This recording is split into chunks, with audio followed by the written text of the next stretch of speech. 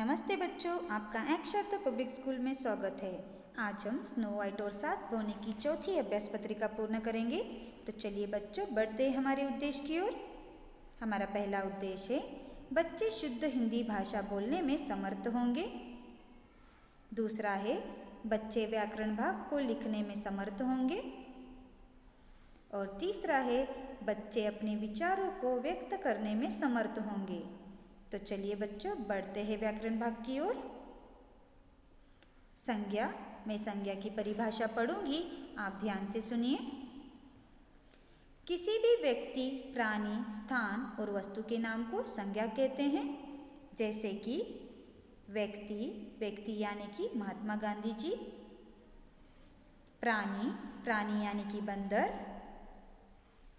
स्थान यानी कि आगरा। वस्तु यानी कि मेज। तो बच्चों, आप अपनी कॉपी में संज्ञा की परिभाषा और उसके उदाहरण को लिखिए। तो चलिए बच्चों, बढ़ते हैं गतिविधि पहली की ओर। गतिविधि पहली, नीचे दिए गए वाक्यों में संज्ञा शब्दों को छांट कर लिखिए। तो पहला वाक्य है महेश पाठशाला जा रहा है। इस वाक्य में महेश और पाठशाला यह संज्ञा है। दूसरा वाक्य है रानी ने अपने सिपाही से काम करवाती है। इस वाक्य में रानी और सिपाही यह संज्ञा है। तीसरा वाक्य है मेरे घर में कुर्सी, मेज, पलंग है।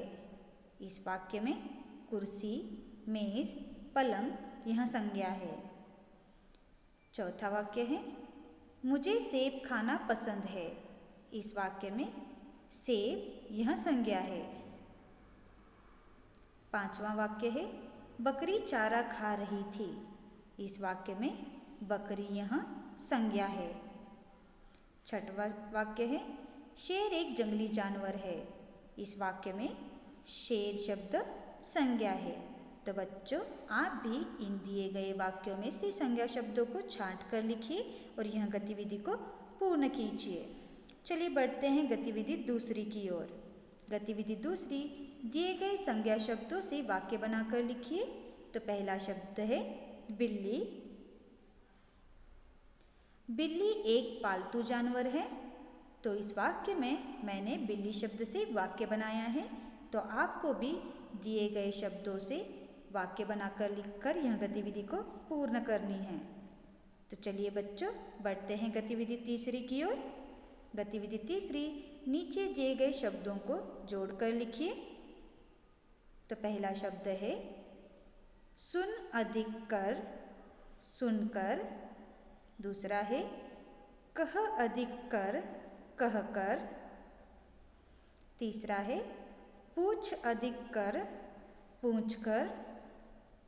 चौथा है खा अधिक कर, खाकर।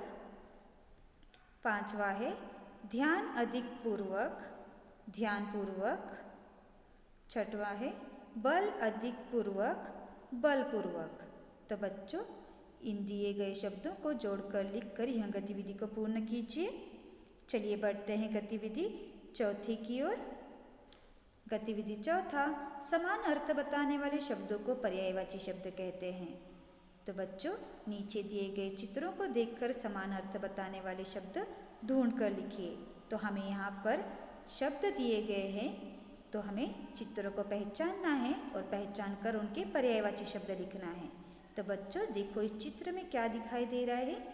तो यह है सूरज। तो इसका पर्यायवाची शब्द और एक है रवि। दूसरा चित्र है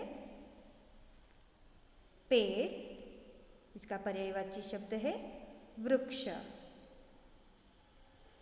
तीसरा चित्र है बगीचा।